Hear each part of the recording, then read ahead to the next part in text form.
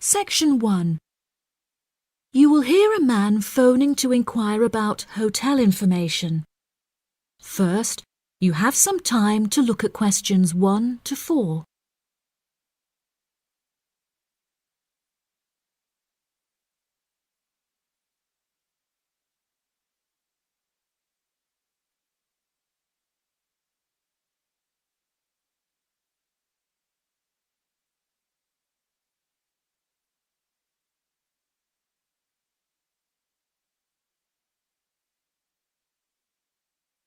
You will see that there is an example that has been done for you.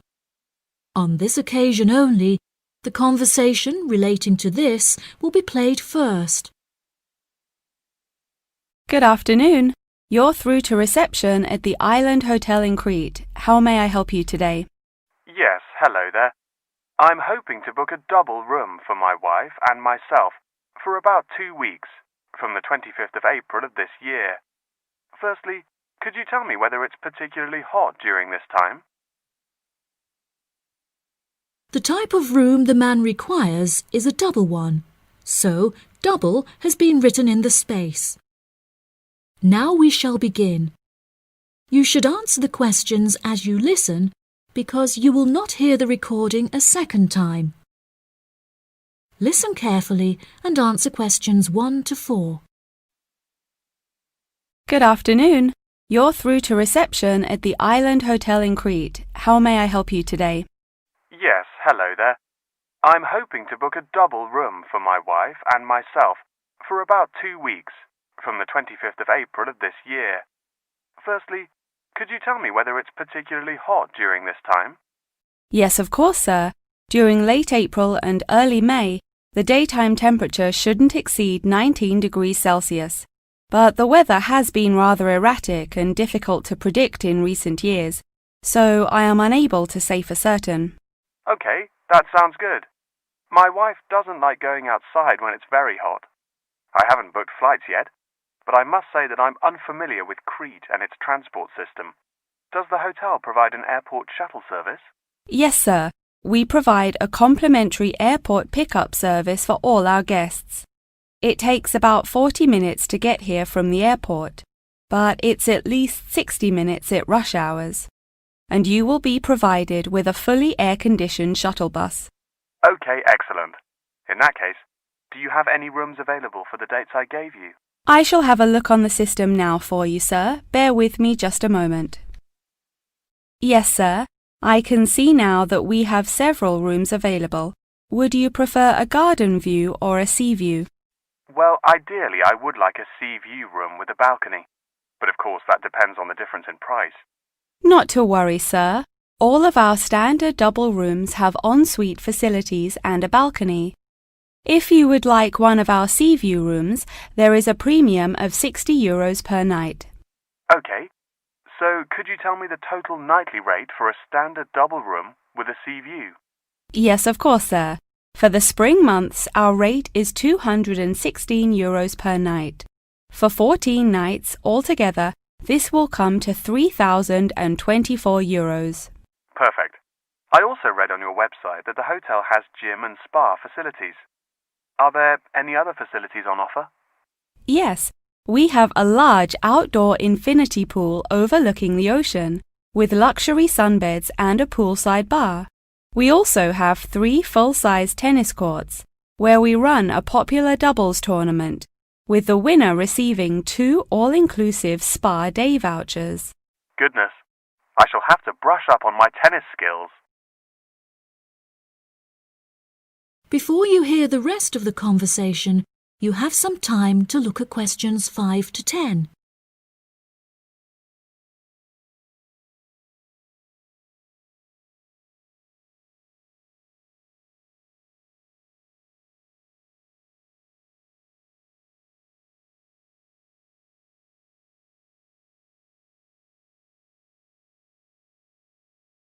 Now listen and answer questions 5 to 10. Are there any other activities organised by the hotel that we can partake in? It's just that it's our wedding anniversary on the 30th of June, and I would like to provide my wife with the perfect romantic getaway. I can assure you, sir, that your wife won't be disappointed.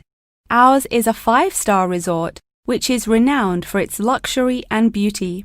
In terms of activities, the hotel provides thrice-weekly entertainment.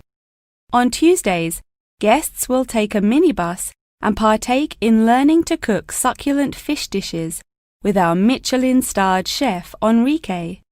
The class will take place in a beautiful valley deep in the Cretan hills, where guests will be treated to an intimate piano performance by our in-house concert pianist Pedro. On Wednesdays, a select number of guests will be fortunate enough to explore the mountains by helicopter, before being transported to a tropical Cretan garden by shuttle bus. Finally, on Thursdays, after a fancy dinner, we provide a spectacular fireworks display, which guests can view from the comfort of a cable car. Oh, wow! That all sounds absolutely wonderful. I shall book the room now, and then I need to look at flights so as not to become extortionate. Would you like to take my details now or later? That is the end of section 1. You now have half a minute to check your answers.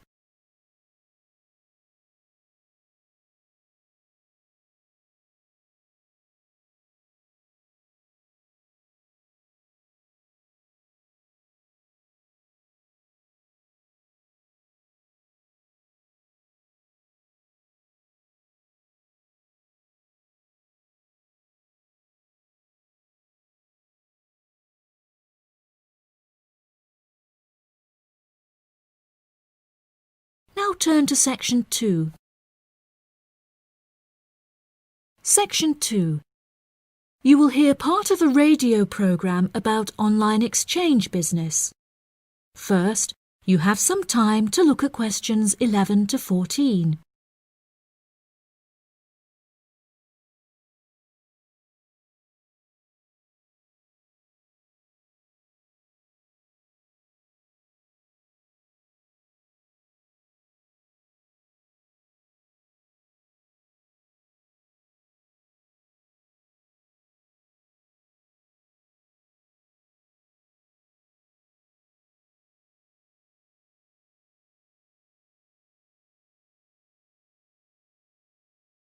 Now listen carefully and answer questions 11 to 14. Barter Online UK is a young, up-and-coming website in the United Kingdom where users can buy new and used goods. However, instead of paying with money, registered users instead exchange their purchase for an item of similar value. This part is perhaps the most complicated, as the registered users themselves must mutually decide on an appropriate value, with value either being the recommended retail price, RRP, or simply how much they believe the item to be worth. The website has been founded by a group of 4 friends in the north of England. Originally, they exchanged their belongings among family members. They frequently found themselves swapping their belongings when they no longer had any use for them.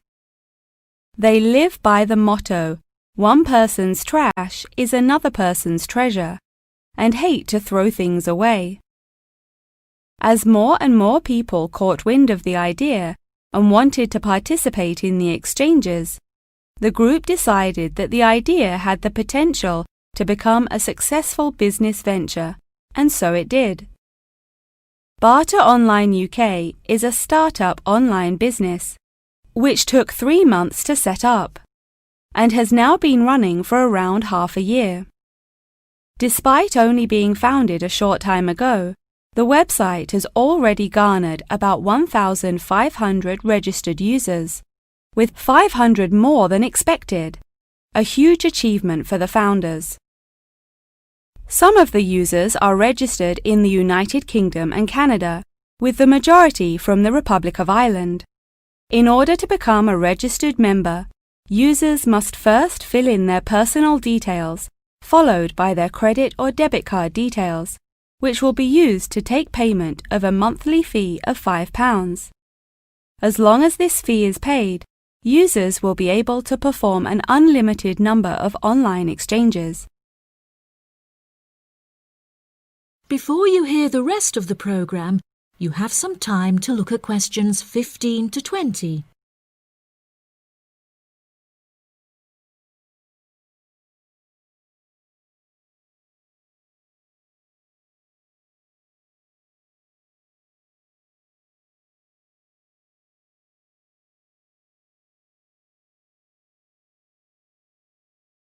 Now listen and answer questions 15 to 20. A multitude of items are sold on the website, such as textbooks, soft toys and tools. However, books for children and computer games are by far selected most. The exchange process itself is not as complicated as it might seem. Users can enter their preferences for what they would like to receive, and also explicitly state what they would like to give away, and the website will automatically pair up suitable users. If, however, a user doesn't want to give anything away, but would simply like to buy something, Barter Online UK does support a secure online payment system, where users can perform a normal monetary transaction. Despite this, the founding group strongly discourages the use of the online payment system, clearly stating that this goes against the intended ethos of the company. Although bartering is an age-old process, many of the website's users are unsure how to decide which of their own items to exchange. It often helps to order items by popularity using the filter button provided. This will tell the website to find out popular items for users' convenience. To this, the founding members say, just put everything you don't want on there. Different people have different tastes, and you never know what they might be looking for. In order to aid registered users in their exchanges and to provide them with assurance, the founders recently added a new feature whereby on completion of an exchange, users will be encouraged to provide each other with feedback.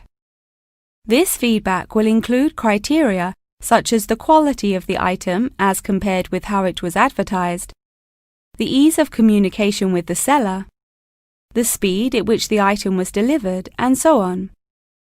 The friends believe that using this method, users will have a more transparent and trustworthy bartering experience.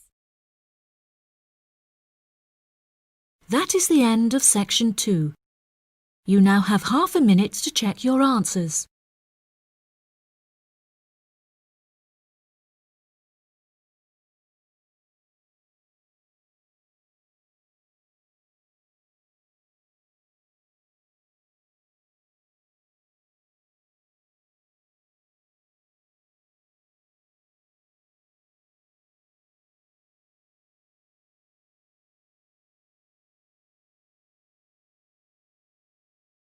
Now turn to section 3.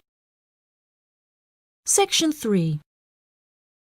You will hear Tom and Annie, two students, talking with their professor about the assignment. First, you have some time to look at questions 21 to 26.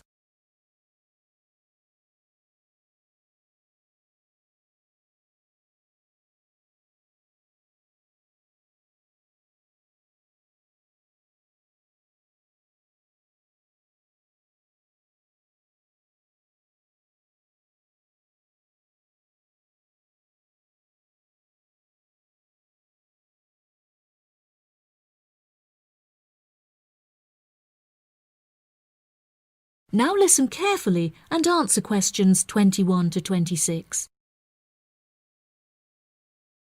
Professor Tomlinson, may Annie and I please quickly ask you a few questions about the reflective journal assignment? It's just that we're a bit confused as to what you want us to include and discuss. Yes, of course. What are you having trouble with? Well, everything really. To start with, what should be included first in the reflective journal? Perhaps suggestions from others? No. Firstly, you should include the study goals you set yourself at the beginning of the module. This section should have been discussed in some detail towards the beginning of the course by Professor May. You should be able to find her suggestions on the slides she has provided the class online. OK, thank you, Professor. Could I also trouble you to take a brief look at my bibliography and footnotes? I feel like they're missing something. Most of our friends' bibliographies are longer. Well, looking at this, Annie, I can see that you have used a wide range of resources, which shows that you have made effective use of communication technology. As far as I can tell, you need not make any changes to this, although you might want to double-check that your referencing complies with the Harvard referencing style regulations. Oh, I'm very surprised you've said that. Thank you. Now I can set my mind at ease. Tom, you said you wanted to ask the professor about the achievements section. Ah, yes, Professor. In the assignment guidelines, we're asked to introduce and elaborate on our biggest achievement in the past, saying which skills we learned in the process and how these skills can be transferred to various different future careers. The only problem is that I don't know what my greatest achievement actually is. I've only ever worked as a waiter in a hotel restaurant during the summer holidays from university. If you worked as a waiter in a hotel restaurant, you're bound to have worked with other waiters as part of a team. Would you say that during your time as a waiter, you developed any leadership skills? Yes, well, I suppose I was asked to become the team leader of the food and beverage department, but that's hardly an achievement. You might not think so, but if you write that you were offered the position of the team leader, it shows a lot more about your character. For example, that you're charismatic and work well in a high-pressure situation. I never would have thought to write that down. Thank you. I guess I should start listening to others more often. Annie, do you have any more questions, or are you ready to go back to the library? Yeah, I think I've got everything I need. Thank you very much, Professor Tomlinson. That was really helpful. I'm actually starting to look forward to writing this now, and it should be a really useful exercise to prepare us for writing CVs and applying for jobs. It's shocking how bad I am at identifying my strengths and weaknesses. Professor Tomlinson has shown me that I definitely need to start displaying some self-awareness. Yeah, Tom, you really do. You're always so modest. Modesty is great until it comes to applying for jobs. Before you hear the rest of the conversation, you have some time to look at questions 27 to 30.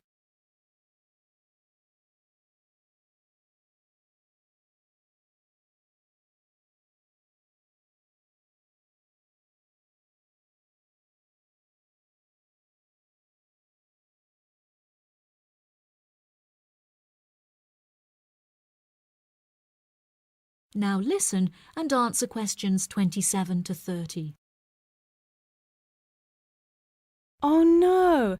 I forgot to ask the professor about the section on identifying the skills gained through different activities.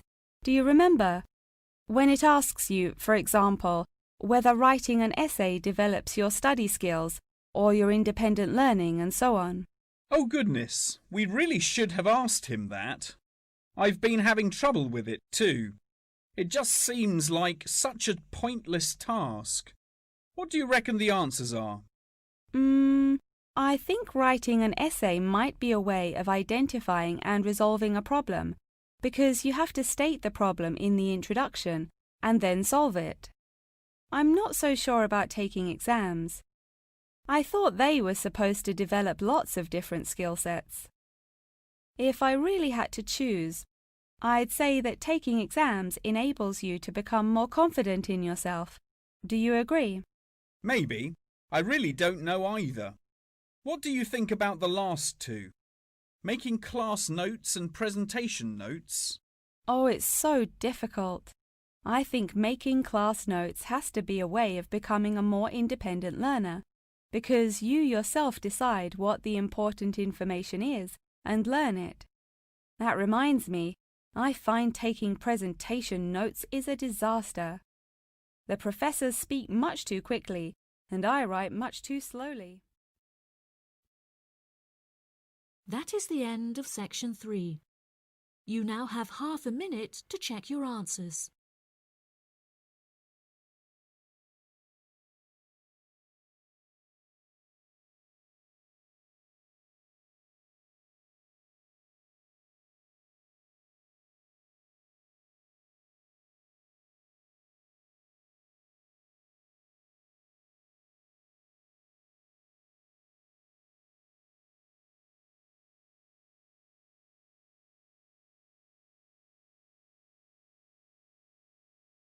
Now turn to section 4. Section 4. You will hear a talk on the research of the behaviour of chimpanzees. First, you have some time to look at questions 31 to 40.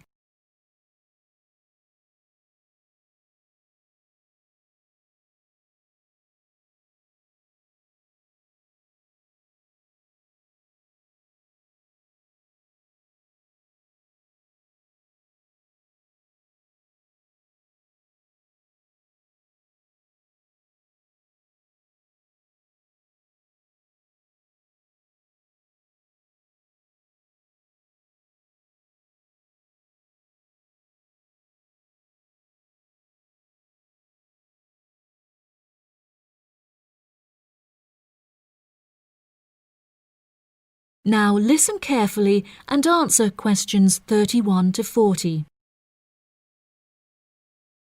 Welcome back to my series of short lectures on apes.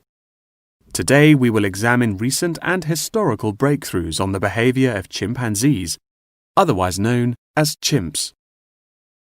The word chimpanzee is an umbrella term for two different species of apes in the genus Pan, which are the common chimpanzee or Pan troglodytes found in West and Central Africa, and the bonobo or Pan paniscus, which are found in the forests of the Democratic Republic of the Congo. Chimpanzees belong to the Hominidae family, together with gorillas, orangutans, and indeed humans. Current research tells us that the chimps broke away from the human branch of the Hominidae family approximately 6 million years ago and remain the closest living relative to humans to this day. More modern researches into chimpanzees have centered on their behavioral characteristics, once all biological and genetic factors have been ruled out. In this way, scientists have unearthed an unfathomable amount of similarities between human and chimpanzee behavior. Although much of this research has taken place through observation of captive chimps, the results are widely seen as an authoritative reflection of chimps living in the wild. Chimps live in large so-called communities comprised of many male and female members, with the social hierarchy determined by an individual chimp's position and influence. Through such research, scientists have found that chimps learn and adapt through observation of others' behavior. Once in power, the alpha male is often seen to alter its body language in order to retain power. For example, he might puff himself up in order to intimidate others, while lower-ranking chimps are noted to behave more submissively and holding out their hands while grunting. Female chimpanzees also have a distinct social hierarchy, with high social standing inherited by children. It is not unheard of for dominant females within a community to unite and overthrow the alpha male, backing another in his place. James Diamond, in his book The Third Chimpanzee, suggests that chimps should now be reclassified in the genus Homo instead of Pan, and there are many arguments still in favor of this.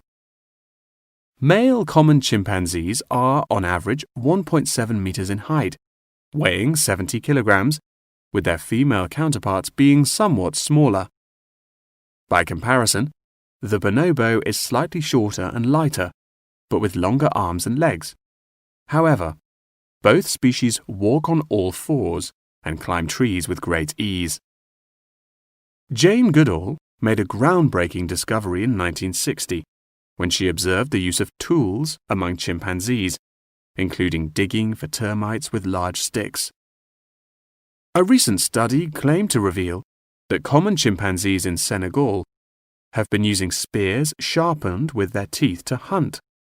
However, these reports remain unsubstantiated. Researchers have witnessed such tools, namely rocks, being used by chimps to open coconut shells, and indeed crushing nuts with stone hammers. As scientific technology has developed, so too has our knowledge of the sheer extent of the chimp's intelligence. Research has now shown that chimps have the capability to learn and use symbols and understand aspects of the human language, including syntax, as well as numerical sequences. As I mentioned earlier, the umbrella term chimpanzee is comprised of the common chimpanzee and the bonobo.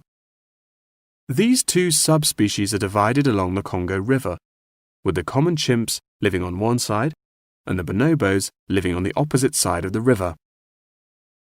Over the past few decades, both of these subspecies have witnessed an alarming decrease in population density, with animal activists now working harder than ever to protect those remaining and encourage procreation.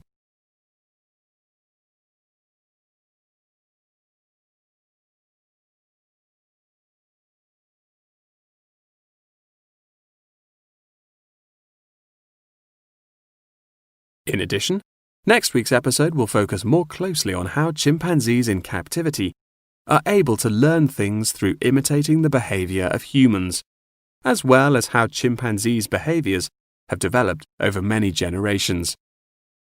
Thank you very much for attending this evening's lecture. I hope you found it intellectually stimulating, and I look forward to seeing you again next week. Good night. That is the end of section 4. You now have half a minute to check your answers.